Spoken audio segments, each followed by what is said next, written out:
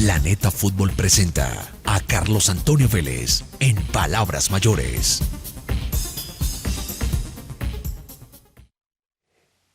Novedades en el campeón Millonarios. Ayer adelantamos lo de la permanencia, si el jugador lo acepta, por 6 meses más de Óscar Cortés. En atención a que el Lens, propietario de sus derechos deportivos, ha llegado a un acuerdo con Millonarios para el préstamo hasta diciembre, hasta que termine el actual campeonato, pero todo supeditado a la voluntad del jugador. Una vez termine el partido del jueves, se revisarán 3 contratos que se vencen.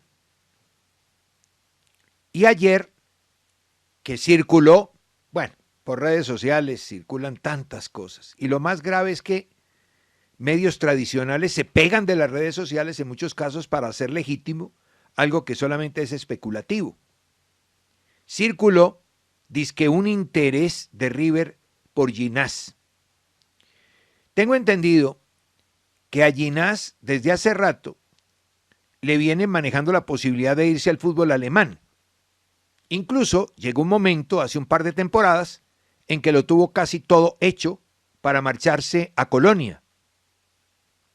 Al final, eso se desactivó.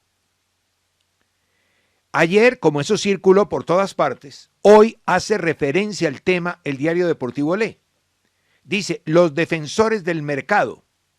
Mientras tanto, ya hay acuerdo por la vuelta de Funes Mori, se negocia con Boselli. Y hace una referencia. En el caso de Maidana a los 37 años, la incertidumbre sobre David Martínez, no juega desde octubre del 2022, el sensible físico de Mamana y el deseo de salida de Rojas generan en De Michelis ya el pedido a los dirigentes de 2 refuerzos, al menos en la saga.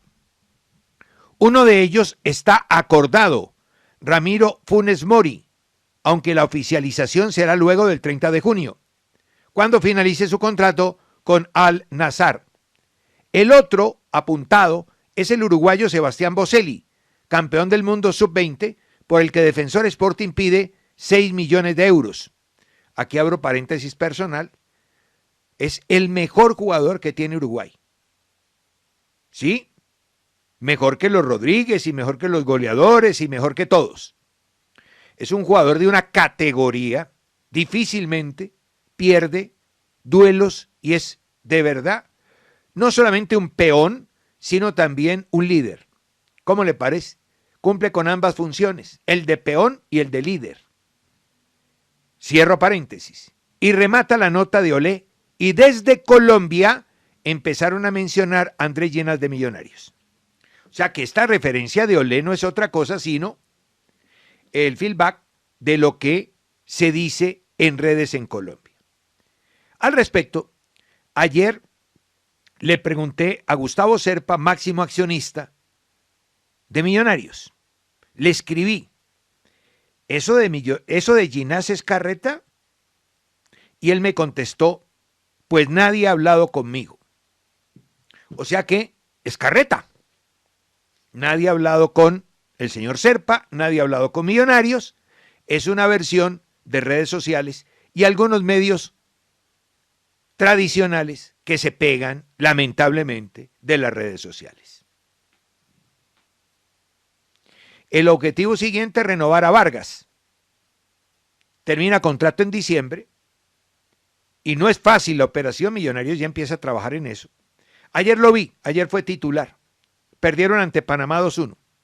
Y lamentablemente, es que así es, el fútbol es contagio. Cuando los equipos andan bien, los regulares juegan como cracks. Y cuando los equipos andan mal, los buenos y muy buenos juegan como regulares, malos y muy malos. Pues bien, Vargas ayer tuvo que ver en el primer gol de Panamá, es un centro desde la izquierda. Y mírenlo, le cabecean de una manera increíble, poco usual en un jugador como él, que es de anticipo, de reacción rápida. Rarísimo, ¿eh? Rarísimo. No jugó bien, fue central de línea de 3. En otra derrota de Costa Rica que pone, imagino, aún más en el ojo del huracán, porque de hecho estaba, al técnico colombiano Luis Fernando Suárez. Hablando de estos temas, de las secuelas que deja la final, da mucha tristeza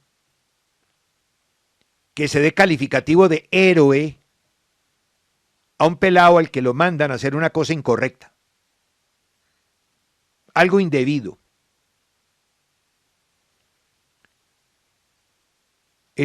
Supuestamente para mucha gente es un héroe el pelado recoge bolas que va y le quita la toalla a Mier.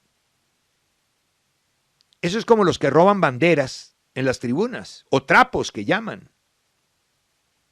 Eso es eso. Robar si hay violencia, o hurtar si no hay violencia. Para mí es un hurto. Se ha llevado una cosa que es ajena, que no es ni del recogebolas ni de quien lo mandó. Algunos lo toman como chacota, otros como folclor del fútbol. No, eso es un hurto. Y uno no puede poner a un muchacho a que haga eso, porque le está enseñando una vía incorrecta. Sí, puede parecer eso muy conservador, como ahora hacen un montón de cosas que los seres normales no hacíamos. Y ahora los consideran todo normal. Ahora meter marihuana es normal, meter coca es normal. Incluso creo que es requisito sine qua non para ocupar algunos cargos públicos. En fin, unas vainas terribles. Por lo menos para mí lo son y yo tengo que decirlo. Entonces, consideran pues ya como, para el aplauso, casi que leyenda, parte integral del título, a un muchacho al que mandan a hacer una cosa incorrecta.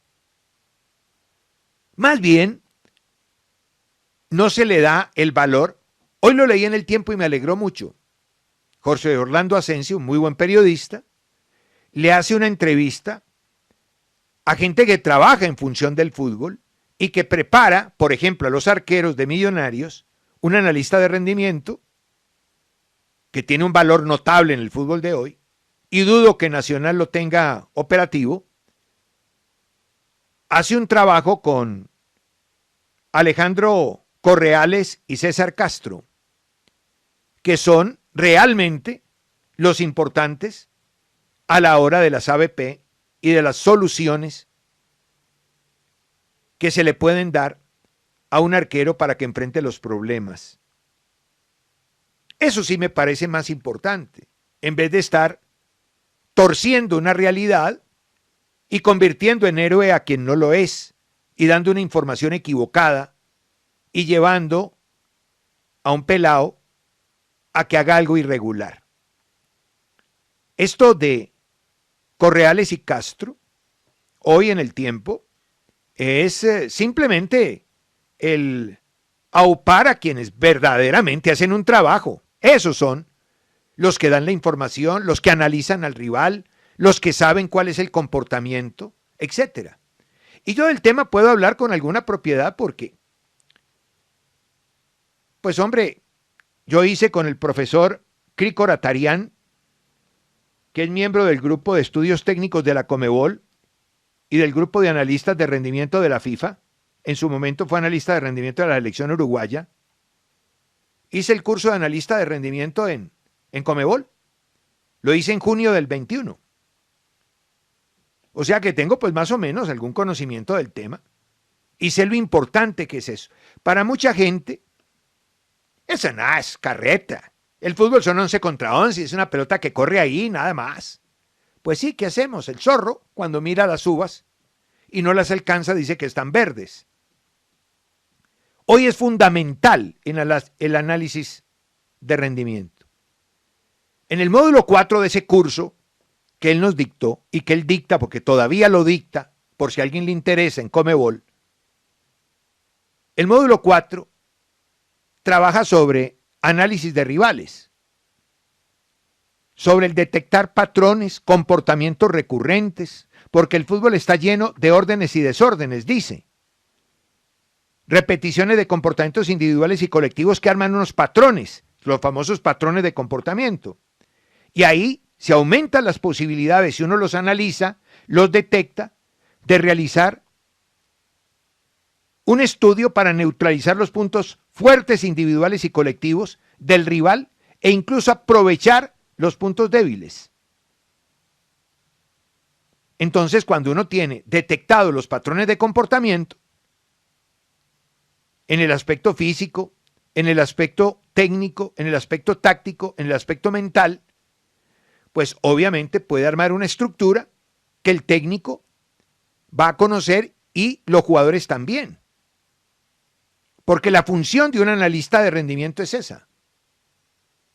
Los aportes, y eso lo ve uno en el módulo 1, contribuyen al trabajo de planificación, optimiza el rendimiento individual y colectivo, mejora el conocimiento del rival y del equipo propio, ayuda a una mejor comprensión del juego, aporta al modelo de juego implementado, minimiza los riesgos de resultados adversos, nos acerca más a los objetivos propuestos, aporta el feedback entre el técnico y el jugador y contribuye en la ejecución de la estrategia y plan de juego del cuerpo técnico. Ahí está escrito. Entonces, a uno le enseñan a mirar en el rival todos los comportamientos. Y uno de los aspectos a mirar es la ABP, la ABPO y la ABPD, la ofensiva y la defensiva, las jugadas de estrategia, acciones a balón parado. Y justamente las acciones a balón parado le dieron a Millonarios el título. Lo que dice y habla muy bien del trabajo que tienen en Millonarios en materia analistas de rendimiento. ¿Cómo es el gol de Millonarios del empate? Una acción a balón parado. ¿Y cuántas veces en la era de Gamero la ABP ofensiva le dio puntos a Millonarios? Muchas veces.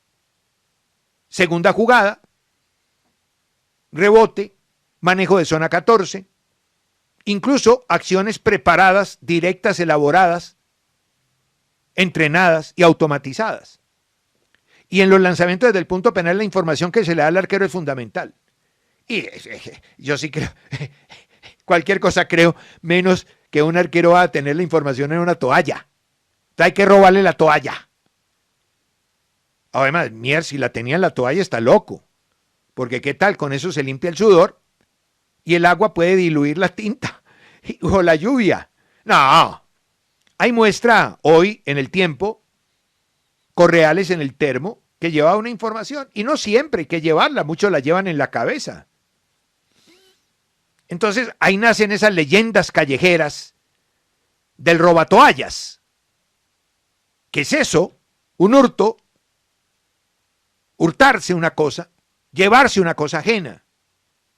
No, eso no es ninguna gracia.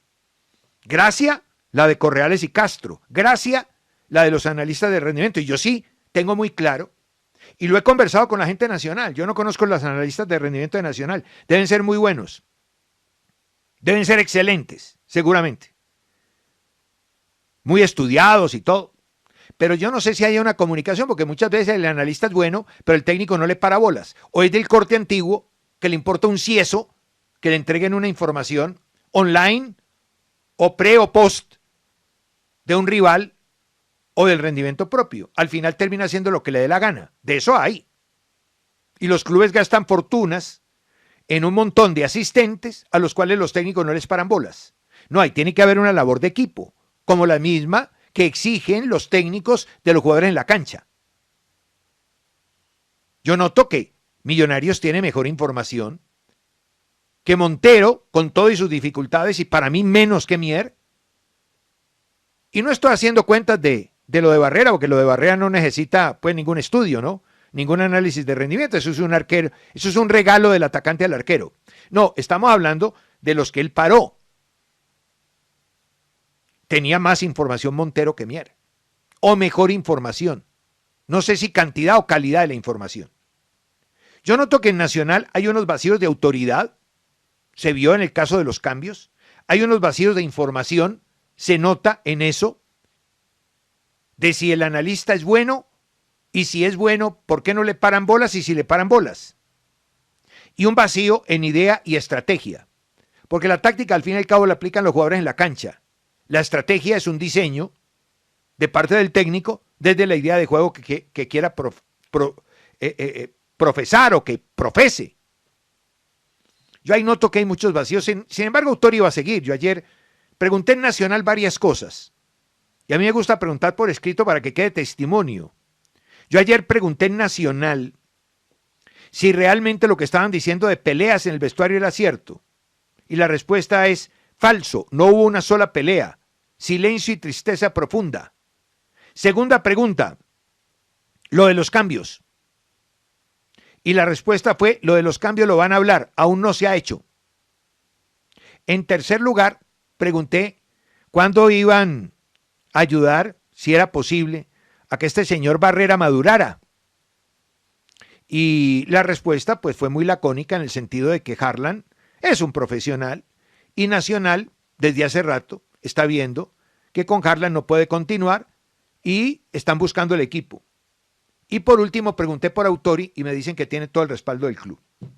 Pero obviamente ese es un tema de Nacional. Yo estoy diciendo lo que veo, un vacío de autoridad, un vacío de información y un vacío en idea y en estrategia, que Nacional no merece. Hay otro tema que sí es muy delicado. Qué fácil se le ven las orejas al burro, ¿no? Qué fácil se le ven. Resulta que estos alcaldes de pacotilla que tenemos por aquí, afortunadamente hasta diciembre, porque pues casi todos derrotados se irán y algunos de pronto hasta investigados, si Dios quiere. Resulta que dice que el fútbol era de interés público. El fútbol es de interés público. Claro, para quitarle a quienes tienen las cosas para sacar provecho particular. O sea, estos personajillos le sacan a la propiedad privada, como en el caso de la televisión, sus derechos para hacer política. Y ahí sí, el fútbol es de interés público. No, el fútbol no es de interés público. Carreta, eso es mentira. Como todas las mentiras que meten todos estos políticos para poder llegar a las posiciones y luego salir, ¿no? Rechonchos, ¿no? Ayer a Medellín y a Nacional y al presidente de la DIMAYOR les mandaron desde el INDER una lista de eventos, para esta temporada, este segundo semestre. El Atanasio, por ejemplo, va a estar ocupado del 23 de julio al 31 de julio, del 31 de julio al 6 de agosto, del 5 de septiembre al 11 de septiembre, del 12 de septiembre al 18 de septiembre, del 28 al 1 de octubre, del 3 de octubre al 9 de octubre, del 21 de octubre al 21 de octubre, del 29 de octubre al 7 de noviembre, del 9 de noviembre al 14 de noviembre, del 13 de noviembre al 21 de noviembre, del 22 de noviembre al 26 de noviembre y del 10 de diciembre al 17 de diciembre. Todo el semestre. No va a haber fútbol. Conciertos por cantidades. Ahí sí el fútbol no es de interés público. Porque si fuera de interés público, muchos de estos conciertos no se realizarían y se le daría prioridad al fútbol. No, es de interés público cuando vas a usar los bienes ajenos. Por eso digo que se le ven las orejas al burro. Pero lo grave de toda esta historia es lo que hay detrás. Ayer me encontré con un artículo del Colombiano que voy a leer textualmente en la parte pertinente, ¿cierto? En la parte pertinente. Para que ustedes se hagan una idea, sin comentarios, el titular del Colombiano, en una nota publicada el día 24 de junio de este año, es este. Dice, 900 millones, así opera el negocio de la alcaldía con el Atanasio y otros escenarios de Medellín. El empresario de espectáculo Ricardo Leiva le contó al Colombiano cómo desde la alcaldía le cancelaron un concierto que tenía en el Atanasio y lo mandaron a negociar con un externo que le pidió 900 millones en efectivo para quitarle las trabas. Leo textualmente. Muchos se preguntaban por qué el cambio de escenario del concierto de las Estrellas de la Salsa previo a la Feria de las Flores y uno de los más esperados del año.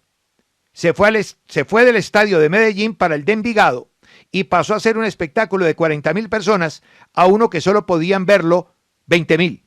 El colombiano pudo desvelar que detrás estuvo el cobro sospechoso de 900 millones de pesos a los organizadores. El tema estaría ligado a un entramado con visos corruptos montado desde el piso 12 de la Alpujarra y que estaría controlado por Diana Fonseca, una bogotana que se convirtió en algo así como la zarina de los espectáculos en la ciudad porque, como se dice coloquialmente, ni la movida de un catre puede hacerse sin que ella lo apruebe. Y viene toda la historia. Y cuenta el empresario, ¿no?, Leiva, que las gestiones se habían hecho como es debido para el préstamo del Atanasio. Y el 18 de enero pasado, el entonces secretario de Gobierno, Juan Pablo Ramírez, el mismo que es de la Barra de los del Sur, le dio el visto bueno al uso para el evento Salsero, tras una reunión en la que le pidió 10 palcos y habrían negociado un patrocinio a cambio de 2.000 boletas para Oriental Baja. Al día siguiente, el 19 de enero, le llegó a Leiva la carta en la que la alcaldía de Medellín se ratificaba en el compromiso. El problema es que 45 días después se retractaron porque supuestamente ya estaba aprobado previamente el Atanasio a nombre de Fernando Duzán. La sugerencia era que tratara de llegar a un arreglo para que ambos espectáculos usaran el mismo montaje, uno el viernes 28 y el otro el sábado 29, de manera que incluso podían compartir costos de producción. Pero Duzán le hizo una propuesta que le pareció traída de los cabellos a Leiva. Le pidió 900 millones en efectivo y por anticipado para que pudiera hacer el concierto en la fecha señalada. Y ahí siguen contando la historia de concierto tras concierto. Ya entiendo por qué tantos conciertos en el Atanasio. Si esto que dice el colombiano es cierto, pues aquí está la explicación de el por qué tantos conciertos y por qué el fútbol pasa a un segundo plano. Muy a pesar de que las autoridades, las máximas autoridades, afortunadamente hasta diciembre, dicen que el fútbol es de interés público cuando hay que echarle mano a las cosas que pertenecen a otras personas. Como el recogebolas, que se hurta la toalla del arquero de Nacional. Es casi que la misma cosa. El símil cabe. Qué tristeza. Qué tristeza. Y seguramente estoy esperando de Millonarios y Santa Fe la lista de conciertos en Bogotá, porque eso como que se volvió un pingüe negocio.